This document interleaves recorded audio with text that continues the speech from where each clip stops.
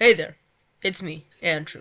I know I haven't posted in a few months, but that's because I've been working on this, an entire, full-fledged documentary on the Caretaker. So, without further ado, let's get right into it.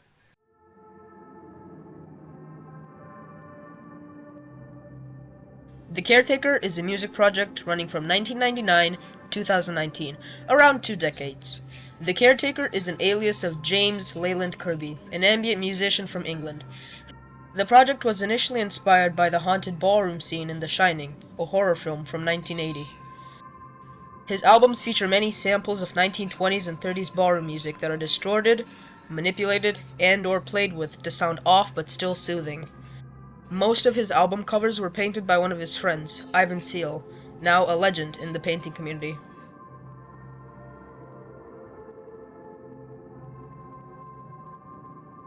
The Caretaker's first 3 works are referred to as the Haunted Ballroom Trilogy. In the late 1990s, Kirby started producing under the alias VVM, before creating the Caretaker pseudonym that would start his career after releasing his first noise album, Selected Memories from the Haunted Ballroom. The album featured distorted and pitched-down vocals and instrumentals of 1920s ballroom music.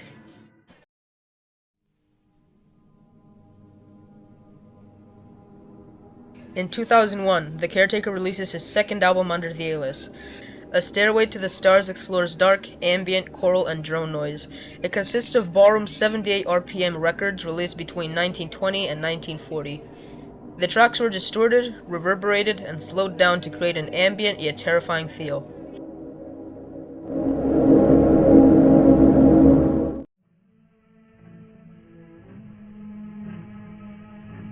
In 2003, the Caretaker would end the Ballroom Trilogy series with the album We'll All Go Riding on a Rainbow. This album found praise from music critics and would go on to inspire future projects and albums. After the album, the alias would go into what many people call its prime, the Caretaker's era of memory loss.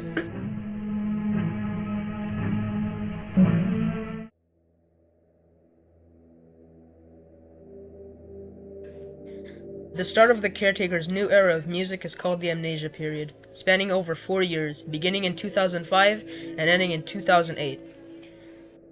Theoretically Pure Anterograde Amnesia, or TIPA for short, was a 72-song release that was downloadable in MP3 format. The release found much more critical acclaim after the Caretaker's shift in theme. Persistent Repetition of Phrases is the earliest released album by the Caretaker available on YouTube, officially posted by Leyland under the Caretaker alias. It was his first album to feature themes of Alzheimer's disease, and would go on to drive future albums that would grow him both as a musician, but also as a character.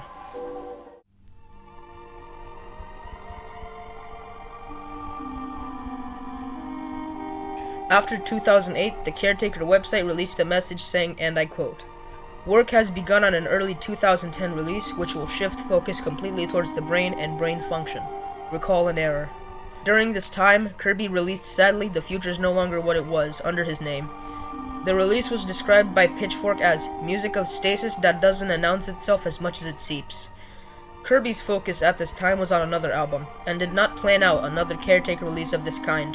According to Leyland, the album was made because of pure chance and action at all times.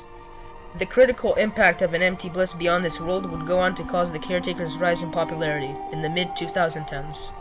Here we also find some of the Caretaker's most well-known songs, such as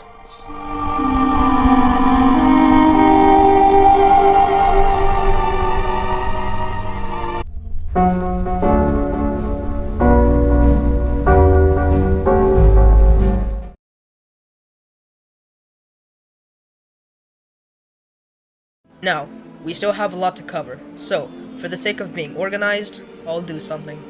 All that I will do is leave you with this.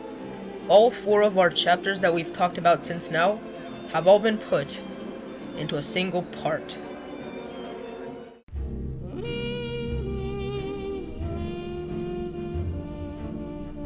The Caretaker's last projects were the most popular, but before we dive into the main course, I think it's time to introduce our very special guest. To talk to us about one of the Caretaker's more unknown projects, Take Care It's a Desert Out There, we have Artie B, a YouTuber who has had experiences with the Caretaker's music. Artie, I welcome you to the stage.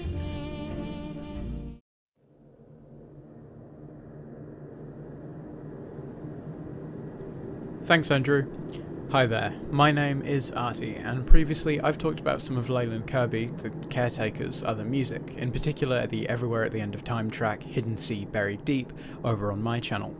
Today though, as Andrew mentioned, I'll be talking to you about one of the Caretaker's lesser known albums, Take Care, It's a Desert Out There, which released via CD in February 2017, between stages 1 and 2 of Everywhere at the End of Time.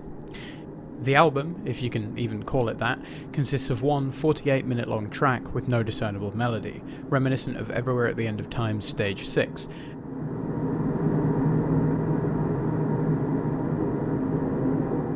and was intended never to be released officially online. Instead, the Caretaker simply planned to give a CD copy of it to all attendees of one of his performances in London. It seems people were unable to get enough of the album though, so it was later released officially on the VVM Test YouTube channel in December 2017. Speaking of that YouTube video, from the title alone we can already gather a lot of information about the work. The video has an addendum to the title saying, "In memory of and for Mark Fisher," who was a collaborator of Kirby described as having a symbiotic relationship with the artist, often writing about him in his books or blogs, and providing the liner notes, the bits of writing in CD booklets and such, for another of the Caretaker's works, Theoretically Pure and Terror-Grade Amnesia. Fisher was best known for his blog, for which he used the alias K-Punk, and his book Capitalist Realms, Is There No Alternative?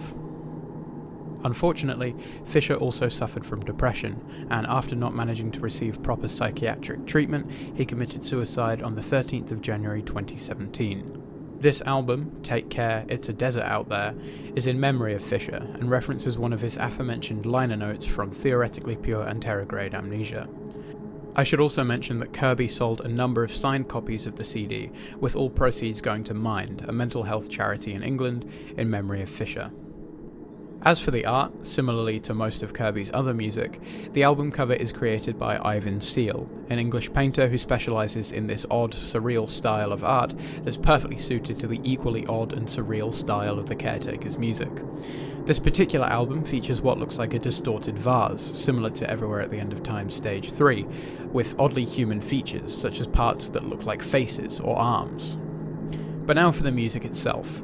Like I said, it's nothing nearly as distorted or creepy as some of the Caretaker's other music, but still manages to evoke that gut feeling that something is up. There are no really discernible melodies in the album, as it features more droning tones and overlapping hums. When I first heard it, I took this emptiness literally from the title. I figured the noises were akin to those of a desert, with light wind breezing through dunes, causing them to hum. I think this is true, to an extent, but the meaning runs so much deeper. In my opinion, the song is giving you a feeling of emptiness, as if you're stranded alone in a desert after losing a friend. The song is clearly a representation of loss and grief, and in such a way as only the Caretaker can do, I think it portrays that feeling really well, even if you haven't personally experienced it. I have one final thing to say before I wrap up. Looking at the video description for Everywhere at the End of Time, we can see in the credits that it says, "Audio remembered, disfigured, and forgotten by the Caretaker." But the description for Take Care, It's a Desert Out There? Remembered by the Caretaker. Once again, in memory of Mark Fisher, and I think that's really beautiful. That said, thanks for listening to me ramble, everyone, and thank you, Andrew, for having me on the video. Speaking of, back to him.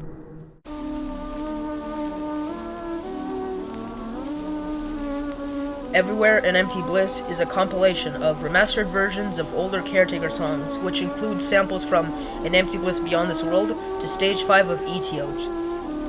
The Caretaker described the album as a surprise golden farewell. This album also contains the Caretaker's shortest song, I Might Be Vanishing.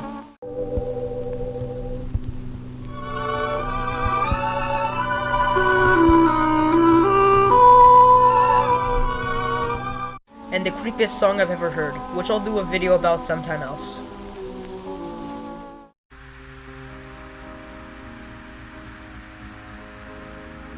Patience After Sebald is a soundtrack album by the Caretaker made for a film of the same name by Grant Gee.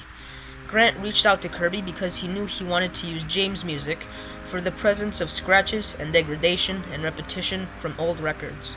The soundtrack started production before the release of An Empty Bliss Beyond This World and was released on vinyl in January of 2012, and then in digital stores in February of the same year.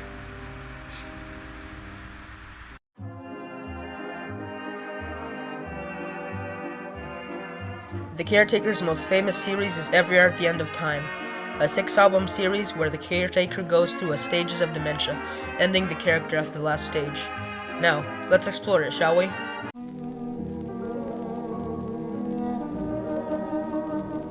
The first stage of ETO is mostly slowed down, reverberated ballroom music, little to no distortion. As the Caretaker puts it, here we experience the first signs of memory loss. This stage is most like a beautiful daydream, the glory of old age and recollection, the last of the great days.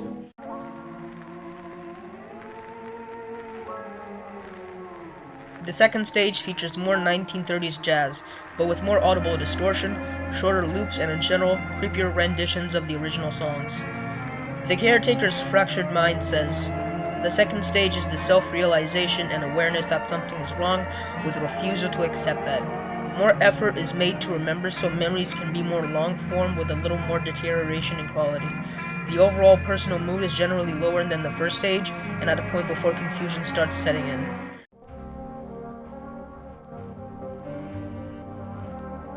Stage 3 of the series is by far the creepiest out of the first 3 stages, nicknamed the Lucidity stages. It features samples used in stages 1 and 2, but from different artists and musicians. More distortion fills the tracks, as the Caretaker's attempts to recall his golden years fail. As he wrote, "Here we are presented with some of the last coherent memories before confusion fully rose in, and the gray mists form and fade away. Finest moments have been remembered, the musical flow in places is more confused and tangled. As we progress, some singular memories become more disturbed, isolated, broken, and distant. These are the last embers of awareness before we enter the post-awareness stages."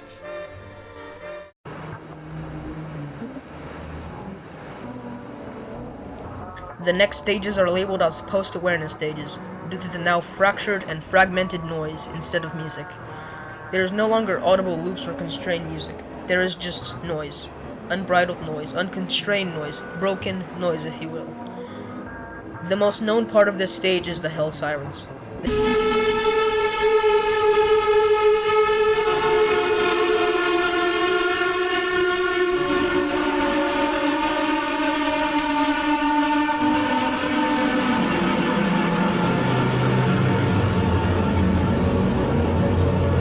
The Caretaker's thoughts, if you can even call them thoughts, are as followed.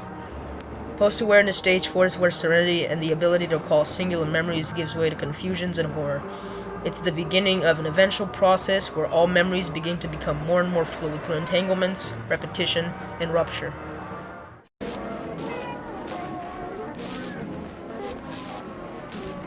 The tracks are now distorted, hurt, and ruptured sounds. The noise now also contains sections of distorted vocal from the original samples, and also appears to sound of electrical sparking. We've now also reached a part where reviewers and streamers cried during their listen to the series.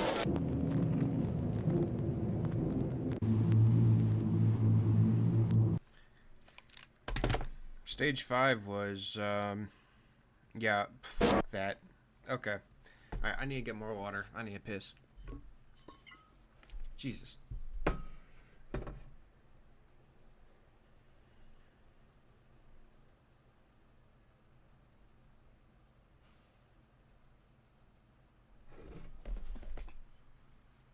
As the Caretaker says, post-awareness stage 5 confusions and horror. More extreme entanglements, repetition, and rupture can give way to calmer moments. The unfamiliar may sound and feel familiar. Time is often spent only in the moment, leading to isolation. Post-awareness stage 6. Stage 6. The final stage of the series is just to end. That's how it sounds most of the time. However, there is something special about the stage. But before we get into that, let's talk about how the Caretaker describes this stage. The description is something that haunts me every time I read it or even think about it. Post-awareness stage 6 is without description. Now, back to the special part of the album. The last few minutes of the stage turn in soft, beautiful, heavenly noises. This is believed to be a recording, due to the startup noise at the beginning of the track.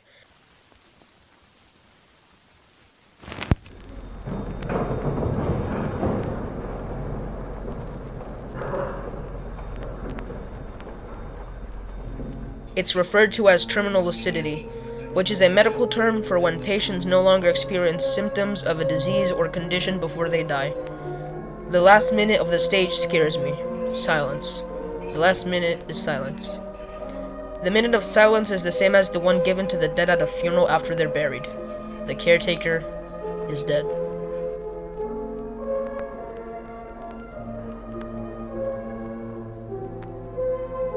Well, this has been a ride, but sadly, we must end the video just like the Caretaker alias.